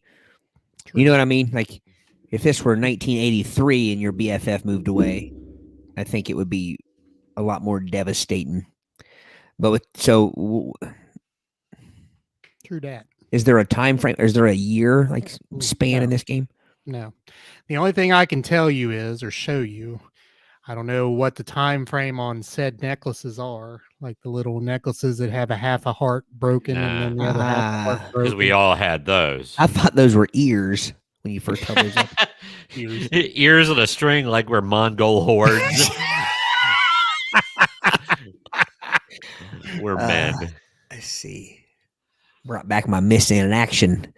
Didn't that happen in missing in action? Wasn't there a person that had ears on it? Anyway, I'm going to say 41. 41. Brady, higher or lower than 41? Your BFF moves away. I'm going to go higher, Bob. Higher. Have either of you had that scenario in your life? Close. A little, and like my one of my BFFs, you know, from basically present company excluded, my friend Adam, you know, he spent a lot of time across the street at his grandmother's. So he moved away, I think, right at the beginning of high school. Mm-hmm. Now I don't want to say we weren't as close, but we didn't spend as much time together. You know, in 7th and 8th grade, we were in different classes, different pods. But Right. still, when he moved to Oregon, I was like, oh, you know. I didn't know he moved to Oregon. I knew he Yes, moved still there. lives there. Yeah. Oh. I never had it happen. So I guess the closest scenario I have to that is 1st grade. And I don't know if I call her a BFF or my first crush or whoever it was, but her name was Carol Brownlee. Yeah. So Carol, if you're out there and your name may not still be Brownlee, you moved to West Your request Virginia. and dedication. Right. You moved to West Virginia. I never saw you again. My heart was broken. It's So like that's why I dedicate Mr. Roboto. to you. Domo. Mm. The best of times. Da, da, da, da. All right, your BFF moves away. Todd said 41. Brady said higher, and it is indeed higher. 53. 53. See, this must be pre-internet, pre-technology. Correct. You had to send out the snail mail Hell no. Yeah. or a carrier pigeon to say hello. All right, Brady. Was that your take on a carrier pigeon? Yeah, that was more like a hawk or something. Yeah, 'cause I was I gonna think say, it was carrier it was a- pigeons coo. It was a bit more bird of prey. Yes. Hurrah! Hurrah! Well, speaking of misunderstood lyrics, I always thought the Stevie Nicks song, just like the white-winged dove, coo, baby, coo, coo. And I thought she was like making the bird sound. No, actually, Brady, your sound effect sounded more like Rose Oh, Jailbird.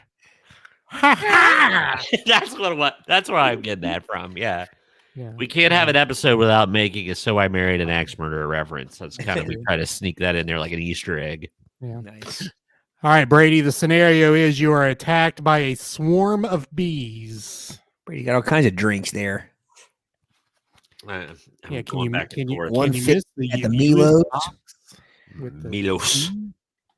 Oh man. See, though, this is going to be an interesting question because as a non-allergic person, I mean, it's pretty miserable, but if you were allergic and it was life-threatening, the misery index would be much higher.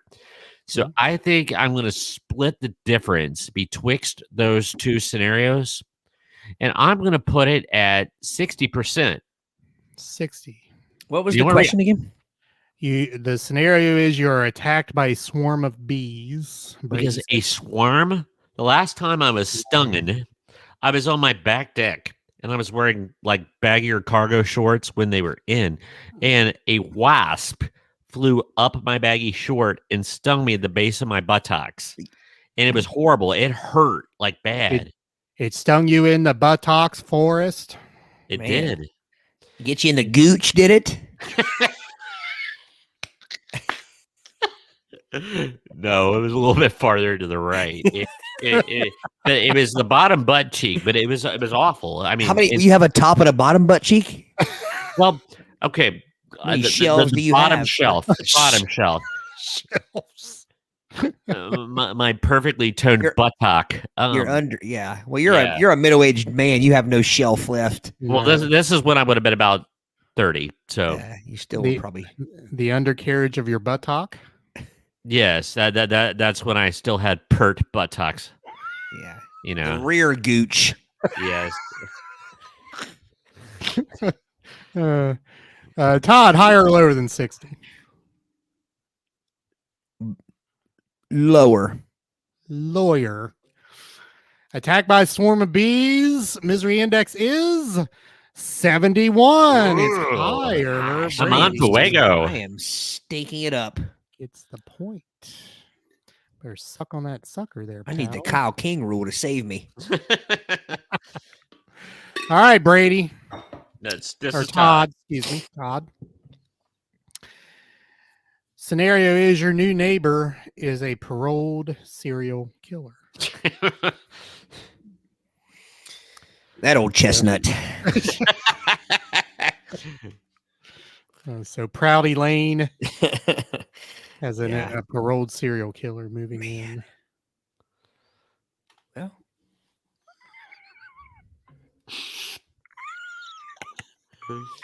I mean, okay, let's be honest. If they're paroled, that means they've done some good behavior,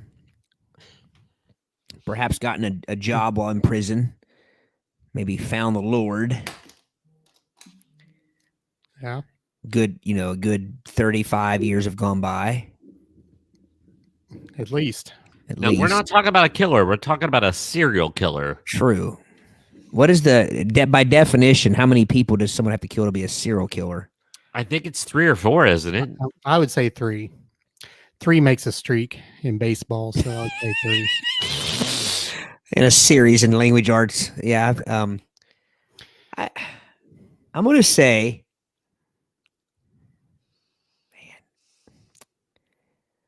freaking 48. 48. I know that's Brady. shitty Brady of me. That's to put it right in the middle like that for you, but Hey, there's gamesmanship involved in this. that's right. I'm stuck in the 40s. Brady, higher or lower than 48? Your new neighbor on Indian Drive is a paroled serial killer. Well, Zach Hart, if you're listening, I'm not applying this to you. I am going to say it's going to be higher. I have chitlins and I have dags and cats, and I do not want them ate by a serial killer. So I'm going to say higher. Time out.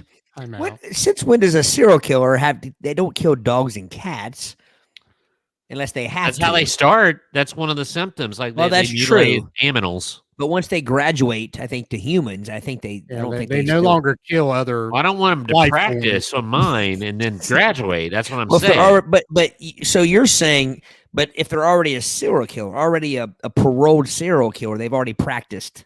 So maybe they just backed it off a notch. They've Yeah. gone back to Fido. Maybe and they have Flossie. kids now, and their kids Yeah. are trainees. trainees.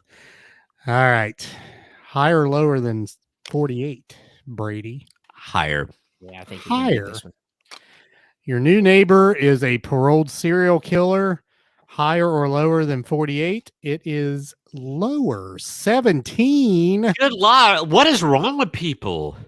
They would rather get stung by bees. They think it's more awful to get stung by bees than to have John Wayne Dahmer move next door. Well, Because, like I he- said, they're paroled. he's paroled. He's rehabilitated. Now, if it said escaped, that number would probably flip. It'd be 83. Yeah. All right. Brady, See. you take a DNA test. Your dad's not your dad, Maury.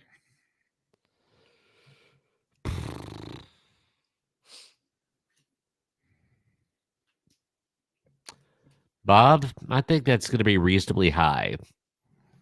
I'm going to say 65. So if the Mouseman was not your dad, We have wondered often, just simply because our personalities were so divergent. But I am kidding. I'm teasing. We more teased about my secret family in Florida because we always teased my dad when he would go and visit his GE retired buddies in Florida. You guys always teased me that he had a secret family down there. we called him Charles Kuralt. Yeah. All right. Brady, what'd you say? I think I said 65. 65. Todd, I'm going to go slightly lower. Chuck's not your dad. Slightly lower. Slightly lower. You take a DNA test, your dad's not your dad. Higher or lower than 65? It is higher. Are you shitting me? Oh man. Do I get special treat? Do I get 2 points for being so close? You do not. Okay. It is 3-1. Man. Todd, Old fashioned butt whooping. Todd, your landlord secretly pees in your food. Well, now if it's secret, how do I know this? That's a good point. I think that just This nullified the game has question. flaws. This game has flaws. So your landlord is secretly peeing in your food, not your fruit. Your fruit. Your Well, food. it could be. Yeah, man, Peach. ain't that a peach? Mm, Man, so you just taste a The Little- tang of his. urine. Yeah. tang in your tang. Let's see. Uh, I don't know, man. I'm wondering if other people hi, PJ. I'm wondering when other people were asked this question if they thought the same thing. Like, well, if it's secret, what do I care? I mean, like, so I'm assuming you catch them in the act, or you notice something's a bit off in your food, and you how do you know? Maybe you're in luck. Nah. How How do you know it's the landlord? urine luck? I'm gonna say, So how do you suppose the discovery process would happen in that? I don't know. That's what I'm wondering. I mean, Hey, like, hey, I taste urine in my food. I It's must put gotta up be my landlord. I must put up a nanny cam to figure out who's urinating on my food. Is Mr. it like- Roper's up there peeing in your food.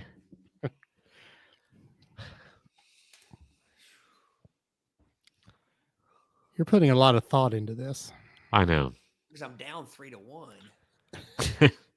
He's going for the kill shot. Man, You'll just say 48 again.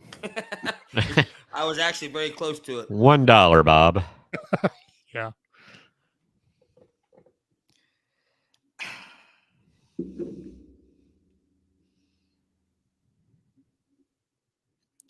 I'm gonna say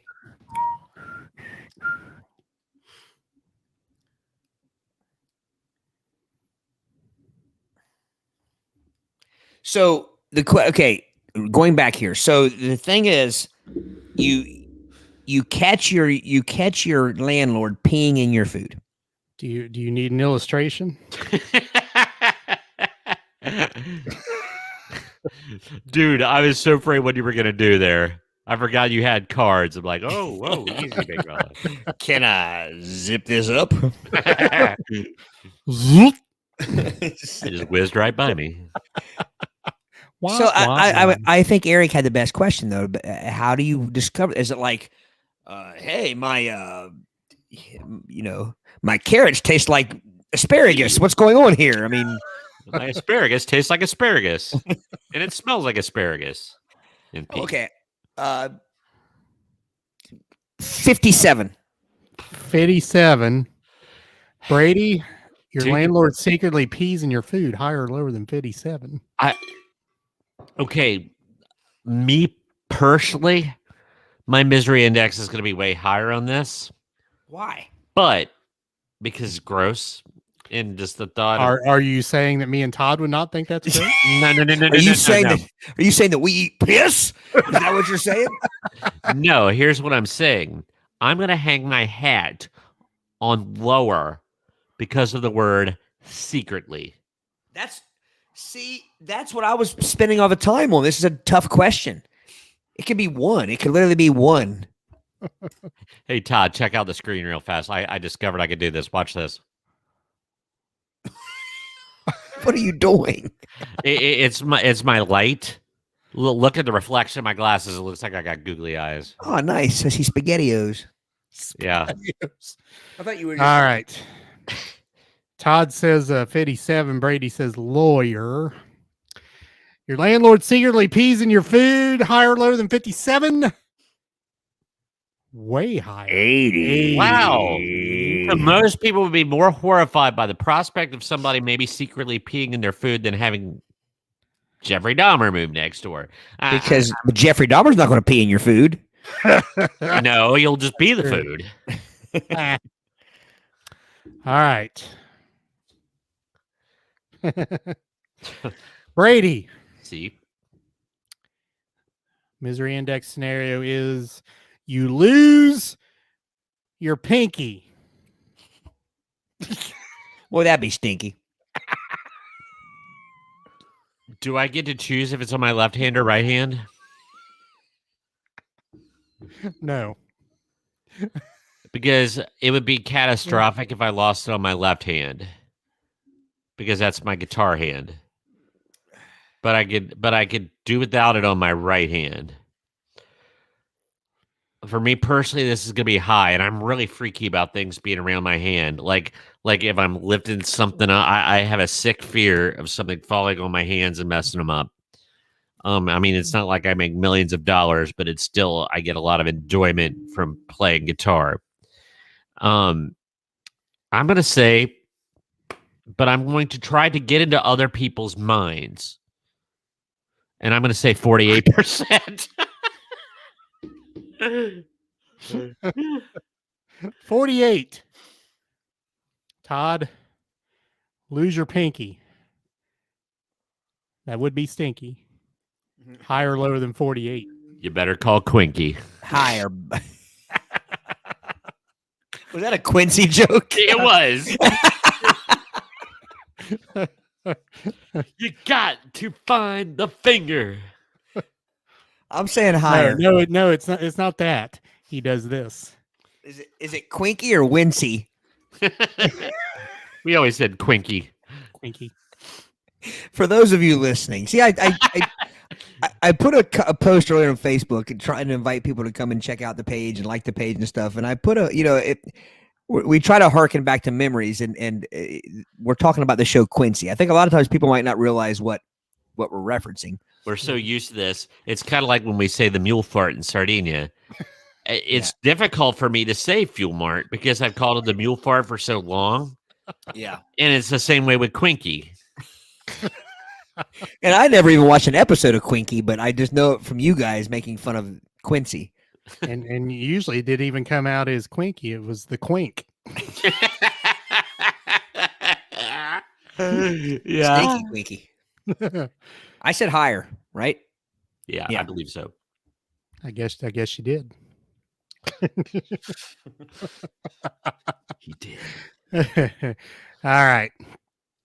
Brady, I can't remember what number you said. What number did you say? 48, Bob. 48. All right. Lose your pinky. Higher or lower than 48?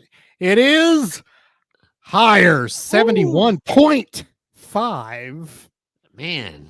That must be Todd's the feeling a fierce 0.5, comeback. Brady, the guitar players. Don't call it a comeback. Wang. Savannah. Brady, I agree with mule fart. Savannah, do you call it that too? Because we kind of thought we had a monopoly on that term. See, as a guitar player though, as myself, there's a lot you could do without your pinky. True. If I'm doing some like jazz scale gymnastics or trying it, it's like You got those Arsenio Hall fingers though, man. You could still cover a lot of ground even without your pinky. yeah. Now, if you lost your pointer or your middle finger, as a guitar player, you might be in trouble. Yeah. Savannah says, "Yep, sure do." You will fart. Now, Brady, on the other hand, you can't screw your feet up anymore, so you can drop anything on your feet that you There you want. go. Yeah, it's the best titanium space age technology a foot can have. Man, I was watching the which, by the way, I highly recommend the Still, the Michael J. Fox movie that just came out on Apple TV. Very, very good watch. Sad, funny, all wrapped up into one. But one of the things he with Parkinson's, he falls a lot, and he fell and like hit his face on some furniture, and like I've never heard of this, but like he had to have surgery, and he has rods and pins in his face. I didn't realize they could do that, like under his eye. Yeah, I've heard of some like orbital sockets. That's what he did. He broke all the socket. It was painful. Yeah, well, don't look now. It's tied at 3. that's right. Todd, misery index scenario: your anesthesia wears off during an appendectomy.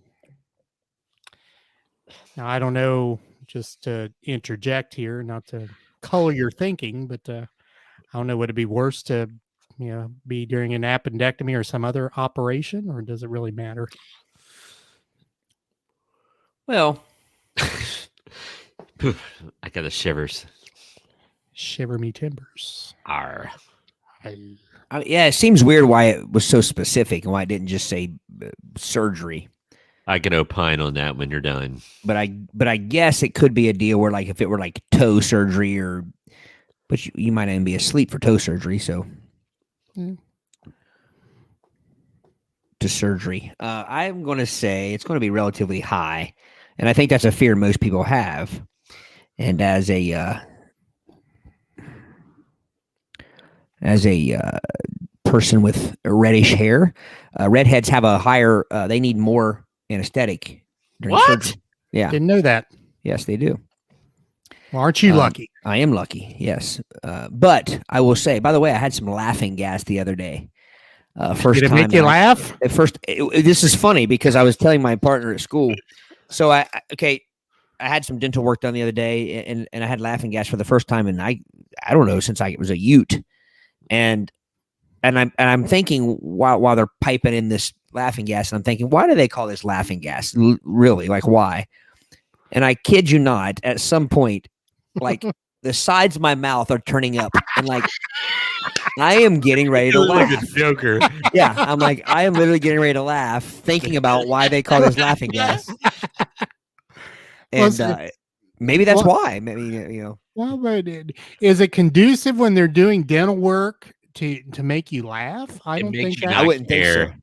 It does make you not care. Yeah, I mean, I will say it was still pretty brutal, but if you're physically laughing, well, I do remember when I was a Ute having laughing gas. It went over my entire mandible, like everything, my nose. Now it's just a little nose. It's like a little nose thong. Nasal it's like pillow. Yeah, it's a nose keeny. A nose hammock. Well, my comment about the laughing gas. I had some dental work done in 6th grade. They had to pull a couple teeth to make room for my braces. They gave me the laughing gas, and it made me kind of sick though. So I remember getting home and I'm trying to walk to the car and nausea hits me and I'm cracking up and mom's yelling at me. I'm like, and she's like, go to the yard. Like, and I'm like cracking up as I'm barfing. Memories. Did we get a number? We didn't. So your your anesthesia wears off during an appendectomy. Correct. 82. Okay. No, they don't. Dang, that's tough. They don't flay you open for an appendectomy. You want to do it with a Not anymore. But let me tell you, Todd's had gallbladder surgery. Pump you full of gas. Right? Yeah, they do. And I've had my gallbladder and my appendix removed. Separate occasions. And in my mind, but man, when you get into that abdominal wall, there's a lot of muscle there. if you woke up during that, I'm going to go higher, Bob. Higher. 182. You don't have many useless body parts left, do you? I don't. Just my brain. All right. Anesthesia wears off during appendectomy. Todd says 82. Brady says higher. 72 is the misery index. So people they're more horrified at losing a pinky than waking up during surgery. Well, I don't know. I mean, I guess theoretically you're supposed to be able to put all this stuff on a continuum, but maybe you can't. I don't know. Yeah. All right. Don't look now. That's right. Todd has roared into the lead. Mama's got her boobs out. What? Hallelujah. There's a song, Rodney Carrington song, "Don't Look Now, Mama's Got Her Boobs Out," and I'm going to use that from now on whenever, like, Someone says, "Don't look now." yeah. Oh, I was just like, is Todd in the Baron? Yeah, I'm in the Todd is in the Bairn. Bairn. Todd's in the Baron. All right, Brady. No pressure. Misery index scenario is the gout. Speaking of asparagus, Right? Uh, That's no lie. Asparagus does gives me the gout. Does gives me the gout. shellfish. I don't have any point of reference. I love the I'm going to say that's Eric's foot when he has the gout. That is my foot. Man, That's, this is you get like head gout where your head swells up, hout. hout, Out. or the bout, Can you get gooch gout?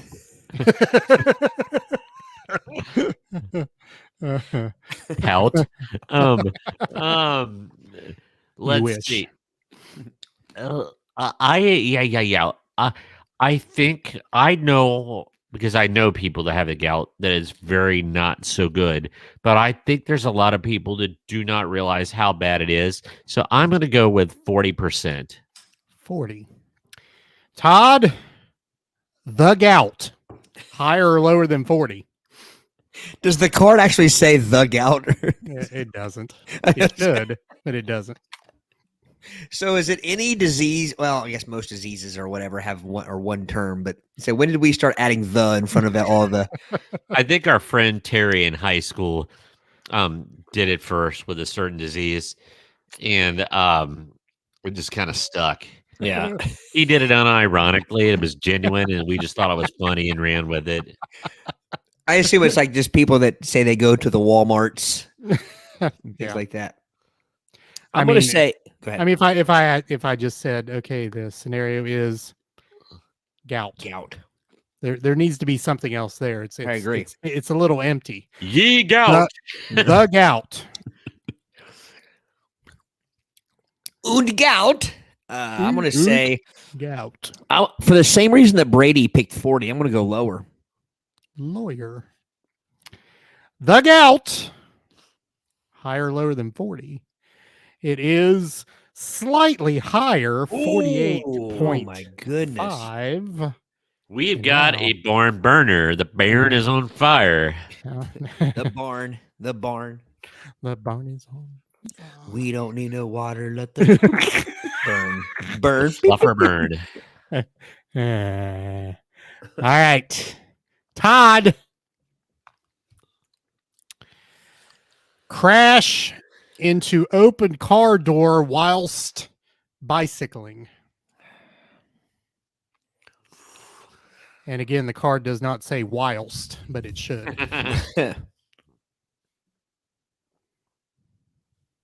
I'm going to say relatively low. 17. 17. Brady? 17. 17. Oh, gosh. Just like the Winger song. It's only 17. Now, if the caption gives you any, That tells me nothing. That looks good. That could be the surface of the Death Star. What am I looking What at? is I that? honestly can't tell. There's a circle, some lips, and a speech bubble. Yeah. Okay. So the caption is a white silhouette holding handlebars, anus overhead. There's a bicycle tire by itself up in the right corner, Okay. and a bicycle helmet kind of floating there. Okay. So Alright. because all the pressure's on, I'm going to think about this intently. Okay, if it's an expensive bike, and let's say that you're a city commuter, and I saw a lot of bikes in San Diego, people actually biking to get places. Around here, not so much. But since the population of California is higher than Ohio, I'm going to go higher than 17. That was a well thought out solution to the problem here. I agree. All right. Crash an open door whilst bicycling. Higher or lower than 17? Are you Slightly kidding me? higher, 23.5. I've got to be Brady, honest. That is the most Gene, thought I've ever put into one of these questions. Timing. Wins a 5-4. What a game. What a Good game. That was an excellent gain. All right. Good episode. Good episode. It was. Okay. Let me see. Let me get these things up here. Visit our website again. It's right up there, www.playitbyyourpodcast.com. If you're looking for the audio version of the podcast, go to Spotify, Apple Podcasts, Google Podcasts, iHeartRadio, and the iHeartRadio app. And most anywhere you find audio podcasts. You can also find the video on Spotify as well as YouTube, our YouTube channel. Search Play It By Your Podcast. Also Twitch. Twitch. Play It By Your Podcast is our channel there as well. Social media. We have Facebook, Twitter, and Instagrams. All those links are on our website. You can interact with us via email, admin@playitbyyourpodcast.com. You can leave a voice message. Click the link at your audio podcast provider. If that podcast provider is iHeartRadio or the app, there is a microphone that says talk back. That is how you leave a voice message. We keep asking for voice messages. We have not gotten any in a while, so leave us one. We'll put it into the podcast. Can we do something for like the next voice message we get, like a prize or something? T-shirt? Yeah. How about a T-shirt? Yeah. Leave us a voice. The first person to leave us a voice message will get a T-shirt. A little qualification. We have to be able to play it. Right. Yes, that is So true. if you're objectifying us as hot gentlemen, keep it clean. Yes. All right. I mean, you Well- can do that, but if you're Yes, objectify us. yes, if you're Right. objectifying us as hot pieces of crap, then we might play that too. Actually, Yeah, true. Also, I'll put a caveat on that. Give us a well thought out voice message. Make us ponder and think. yes. So the first person that leaves a voice message that makes you ponder and think, Yes. and that is Bring something strong to the table. TV14. Certainly Yes. table. Should we mention, fellas, that we are going on an adventure Friday? We are. We haven't done this. What? It's been what? been a while. 5 years ago? At least. I mean, I don't. At least Has it At been that least long? 6. Been a while. Since been a we while. had Panda one of our was a adventures. babule. long before the podcast. Mhm. We partook in some Yahtzee, some Scrabble. Scrabbles. The And, story was we were heading up to a Bengals versus Brown game in Cleveland. We got tickets and we got about to the Columbi, and inclement weather hit, ice storms and such, and lake effect snow in Cleveland. So we made it as far as Columbus and stayed at a hotel. And being the rowdy partygoers we are, We had an epic Scrabble game. Didn't we go to Walmart and buy Scrabble? We did. And some, what were those desserts we tried? Not eclairs. Bismarck's? Lady No. fingers. No, I can't remember what they were, but we tried some desserts that we never tried before. Canape? And we can eat. No. I don't know. Either way, that's not important. Cannoli? No, Cannoli. well, Cannoli. yeah. Cannoli. It was yeah. cannoli. Yeah. Cannoli. We bought some Walmart cannoli. You know, that's the true Italian. It's the San Francisco treat. It's a real Italian treat. Yeah, and then we played some Scrabble. So anyway, we are going to be going. We are going Friday evening to Eric. You want to set it up? Rick Springfield concert at the casino. Yes. And The Herod Rack. It's going to be the opposite of a sausage fest. right. We're going to be the only sausage in the fest. Why would we're going to go to see? the sausage fest? We're going to go see how Rick Springfield keeps it together at 72 years old or however old he is, and he looks like he's built like a brick dung house. Right. Yeah. The dude's ageless, man. And who else is there, Eric? Well, you know, I think that concert was mischaracterized. Oh, It was characterized in my original thing I got. It was the Hooters and Paul Young, which I was very excited about the Hooters. I get very excited about Hooters. But apparently The this band, is let's be clear. the yeah, band or the restaurant. I mean, whatever. or the appendage. right. But apparently it's just Rick Springfield. Really? So I'm a little disappointed. Trust me. Well, we'll see. We'll see more Rick Springfield hits though. Yeah, true. More flexing. Did the Hooters bail out? Well, I don't think that tour starts until later in the summer. Ah. So Same thing happened to me one time when I went to see it was Yon Yet and Hart at the Ohio State Fair, and I swear on the bill the Dubes were there, the Doobie Brothers, and we go and there were no Doobie Brothers, no dubs. no Dubes. Just, Oh, there were just- some dubs. yeah, just Yon Yet and Hart. I was There crushed. were some dubs in the room. Oh yes. In my world of music, I was super psyched about. There was a tour announcement a couple days ago. Or the Psychedelic Furs with opening act The Squeeze. It's like yes, and they're not Squeeze. coming to Ohio. Is it Really? the squeeze or squeeze? I thought it was just squeeze. It's a squeeze, but The Squeeze. Hence we Like gave it that, the like that. look out, The Squeeze. Yeah.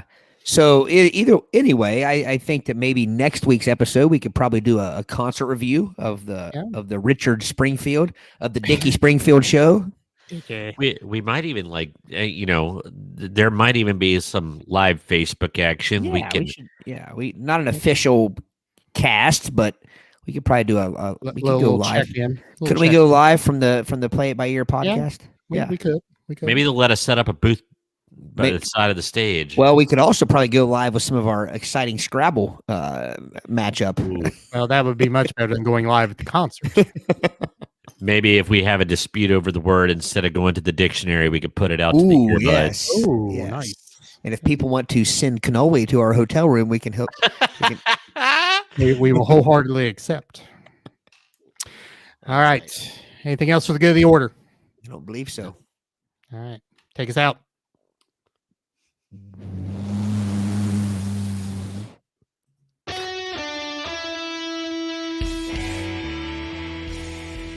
Thanks for listening to the Play It By Ear podcast. You can follow us on Facebook, Twitter at Play It By Ear Pod 2, and our website at anchor.fm/Play It By Ear podcast. Thanks again, and join us next time as we play it by ear.